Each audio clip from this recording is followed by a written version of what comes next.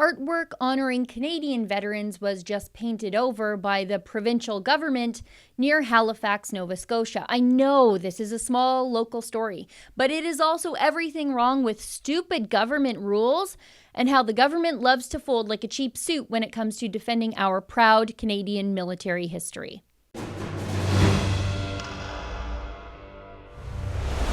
5 modest paintings on rock faces along Nova Scotia's Highway 102, honoring the Canadian military and their contributions to our freedoms and the freedoms of the entire world, have been painted over because of stupid government rules. Or maybe the stupid government rules were just the tools used to silence one man's proud patriotism. The paintings depicted a Canadian flag, the Red Cross, as well as the branches of our military, the Navy, the Air Force, and the Army, painted within a maple leaf. They were left unaccosted by the government since June, but they're gone now. Halifax Today has the whole story. A man named Colin called into News 95.7's The Rick Howe Show to take credit for the artwork and said he's disappointed they've been removed. I painted them on the rock walls to make a statement that we should honor our veterans and they should not be forgotten, he said. I put it there for them, and somebody took it away.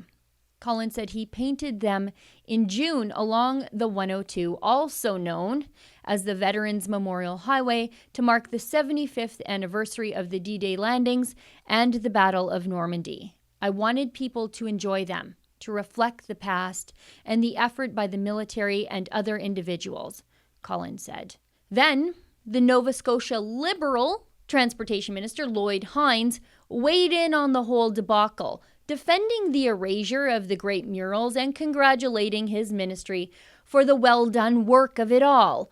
We are charged with public safety, and we are very diligent about the right-of-ways in the province that we have control over, he explained. Our field staff are constantly monitoring for any kinds of distractions that might cause accidents.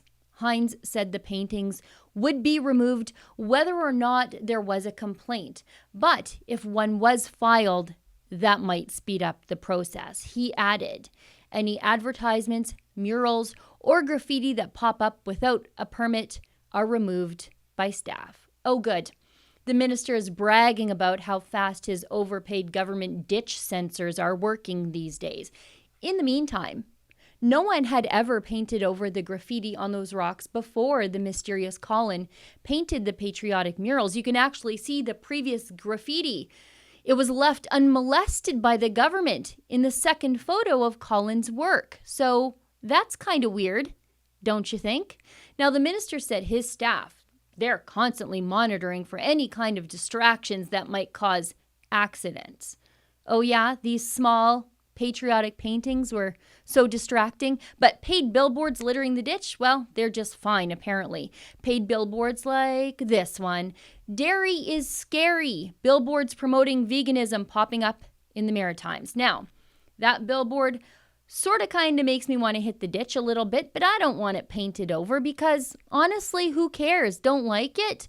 Keep your eyes on the road and your hands upon the wheel, as they say. And also, if you're a liberal, maybe try to keep your hands to yourself once in a while. And these shockingly efficient, for once, government workers painted over Colin's patriotism with a gaudy swipe of cheap white paint, thus returning the rocks to their pristine natural states, rendering them completely invisible and non-distracting to passing motorists or something. It's amazing, that white paint. It's like magic. And really, should I be surprised about any of this? I mean, the murals were painted over by the very same Liberal government of Stephen McNeil. That's the government that couldn't find their tongue to say a word when Halifax's far left-wing municipal government repeatedly attacked the region's proud military history. Over and over and over again. You see, the government never said a word when the municipal government in Halifax took the statue of the Lieutenant General Cornwallis down. Just look at this.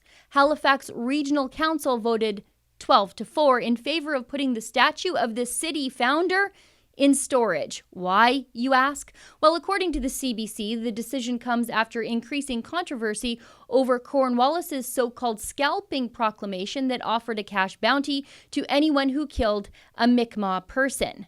Because, as you know, we are supposed to put every single historical figure through the lens of modern wokeness now, regardless of the prevailing sentiment of the times in which the person lived. Even if Cornwallis implemented, the first constitution in present-day Canada, oversaw the first British law courts in Canada, established a public school for orphans, respected religious diversity through the separation of church and state, and established the first Jewish and first German communities, as well as the first Protestant dissenting congregation in present-day Canada. It's not good enough. Cornwallis needed to be as woke as a leftist 370 years later to pass the smell test in Nova Scotia these days. McNeil's government never said a word either when Halifax Regional Council pretended like Afghanistan, well, it just didn't happen, voting down a plan to put Canada's Afghanistan war dead on the city cenotaph. I know. Some people are going to say, Sheila, this is just roadside graffiti. Graffiti that I like for once, and it's not symptomatic of a bigger problem, but I think it is. It's all part of the same problem that led Justin Trudeau to neglect to include the families of Canada's war dead and veterans at the dedication of an Afghanistan memorial. It's also part of the same problem that left Justin Trudeau telling a wounded hero that he was asking for more than Trudeau was willing to give. I think Canada could do well with more Collins and a lot fewer Transportation Minister Lloyd Hines in our lives. For Rebel News, I'm Sheila Gunn Reid. What you just saw there is an example of the daily video that I do here at The Rebel, but did you know that I have my own weekly full-length show? It's aptly called The Gun Show, and I talk to interesting newsmakers and thinkers that are often overlooked by the mainstream media. New shows come out on Wednesday. However, you can watch whenever you feel like because this is the internet and that's how it works. But you have to be a subscriber to premium content. But it's really easy to do that too. Just go to premium.rebelnews.com and treat yourself to a Rebel subscription today.